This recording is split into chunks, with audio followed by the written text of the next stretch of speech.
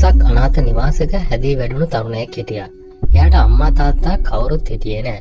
එයා මුළු ජීවිත කාලෙම හෙව්වේ Tamanගේ කියලා කියන්න පුළුවන් එකම එක මිනිසෙක්ව. දවසක් එයාට ගැහැණු ළමයෙක් මුණ ගැහුණා. ඇය එයාට කරුණාවන්ත වුණා. hina වුණා. ඒ තරුණයා හිතුවේ දෙවියෝ මගේ තනිකම මගන්න එවපු දේව දූතයෙක් කියලා. එයා එයාගේ මුළු ජීවිතේම ඇය වෙනුවෙන් පූජා කළා. එයා හිතුවේ දැන් මට පවුලක් ඉන්නවා කියලා.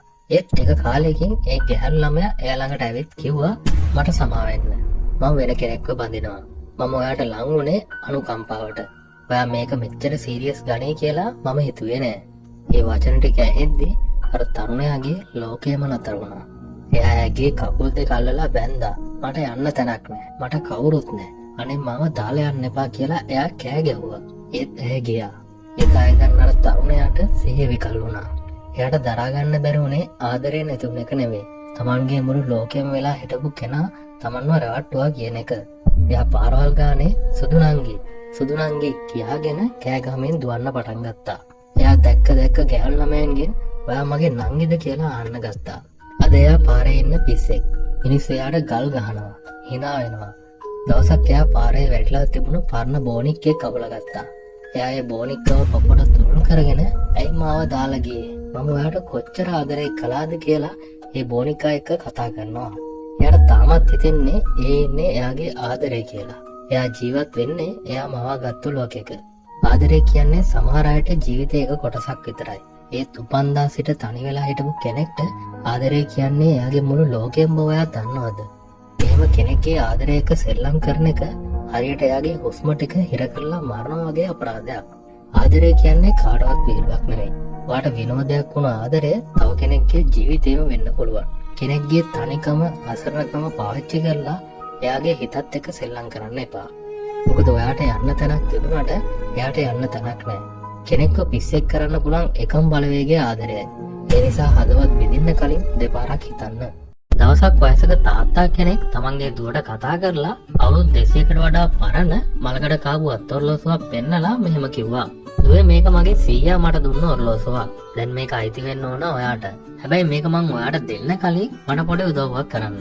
ඔයා මේ ඔරලෝසුව අරගෙන ඉස්සරහා අන්දියේ තියෙන පරණ ඔරලෝසු කඩේට ගිහින් මට මේක විකුණන්න ඕන කියලා ඒකේ වටිනාකම අහගෙන එන්න. දුව ඔරලෝසුවත් අරගෙන කඩේට ගිහින් ආපහු තාත්තා ළඟට ආවා. ඇය ටිකක් කලකිරීමෙන් වගේ තාත්තට කිව්වා තාත්තේ ඔරලෝසු කඩේ මුදලාලි කිව්වා මේක ගොඩක් පරණ නිසා මේකේ විදුරුව සීරලා තියෙන නිසා මේකට දෙන්න පුළුවන් රුපියල් 500යි කියලා. තාත්තා hina වෙලා කිව්වා කමක් නෑ දුවේ. දැන් ඔයා මේකත් අරගෙන යන්න අර ළඟ තියෙන පරණ යකඩබඩු කඩේට. ගිහින් අහන්න එයාලා කීයක් දෙනවද කියලා. දුව යකඩබඩු කඩේට ගිහින් ටික වේලාවකින් ආපහු ආවේ ගොඩක් තරහින්. ඇය තාත්තට කිව්වා තාත්තේ මේ මිනිස්සු මට hina වුණා. එයාලා කිව්වේ මේක යකඩබඩුවත් වටින්නේ නෑ. ඕන නම් රුපියල් 50ක් දෙන්න. නැත්තම් ඕක විසි කරලා දාන්න කියලා. තාත්තා ඊටම සංසුන්ව දුවදියා බල්ලා කිව්වා හරි දුවේ. දැන් ඔයා අන්තිම වතාවට මේකත් අරගෙන යන්න නගරේ තියෙන කෞතුකාගාරයට. ගිහින් බලන්න ඒ නිලධාරීන් මොකද කියන්නේ කියලා.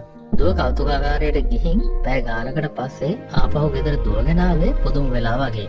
ඇගේ ඇස් සතුටින් දිරිසෙනවා. එයා තාත්තා ළඟට ගිහින් මෙහෙම කිව්වා. තාත්තේ මට අදා ගන්න බෑ. කෞතුකාගාරයේ හිටපු ප්‍රධාන නිලධාරියා මේ ඔරලෝසුව පරීක්ෂා කරලා බැලුවා. එයා ගැහෙන්න පටන් ගත්තා. එයා කිව්වා මේක මිල කරන්න බැරි තරම් වටින ලෝකෙටම කීපයක් විතරක් තියෙන දුර්ලභ ගණයේ පුරාවස්තුවක් කියලා. මේක කෞතුකාගාරයට දෙනවා නම් එයාලා රුපියල් කෝටියක් වුණත් දෙන්න කැමතියි කිව්වා. තාත්තා දුව ළඟට අරගෙන ආදරෙන් මෙහෙම කිව්වා. දුවේ මට ඕන උනේ ඔයාට මේ ඔරලෝසුවේ ගාන දැනගන්න සලස්වන්න නෙමෙයි. මට ඕන උනේ ඔයාට ජීවිතය ගැන පාඩමක් කියලා දෙන්න. ඔයා දැක්කනේ එකම ඔරලෝසුවට දැන් 3කදී ලැබුණේ වටිනාකම් 3ක්. මතක තියාගන්න ඔබේ නියම වටිනාකම පේන්නේ ඔබ අගය කරන මිනිස්සු ඉන්න තැනකදී විතරයි. ඔබ තේරුම් ගන්න බැරි ඔබේ වටිනාකම දන්නේ නැති මිනිස්සු මැදට ගිහින් එයාලා ඔබට සලකන විදිය ගැන තරහා ගන්න එපා. ජීවිතය කියන්නේ Tamanට ගැළපෙන තැන හොයාගන්න එකට. ඔබ දක්ෂයි නම් ඔබ වටිනවා නම් ඔබ ඉන්න ඕනේ නිකම් යකඩබඩු කඩේක නෙමෙයි. ඔබේ වටිනාකම දන්නා තැනක. වැරදි තැනක හිටියොත් ඔබ කොච්චර වටිනා කෙනෙක් වුණත් වැඩක් නැහැ.